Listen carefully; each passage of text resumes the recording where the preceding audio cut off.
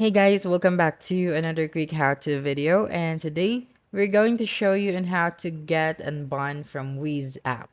Okay, so basically the first thing that you'll need to do is you have to go to the website, which is the wizzapp.com, and then you can see here the three horizontal lines at the right corner of your screen. So we just click on it and then click on the contact us option.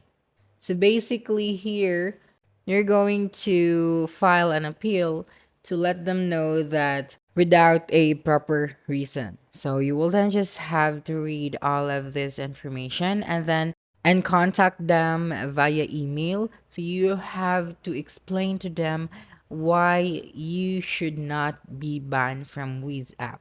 But if you're impatient and you cannot wait for a few days until your account will be unbanned, so there are other ways. You have to add an extension, a VPN extension to your Google Chrome or to the browsers that you're using. So you could be able to make a new account and then chat with new people while you're still waiting to get your main account and bond.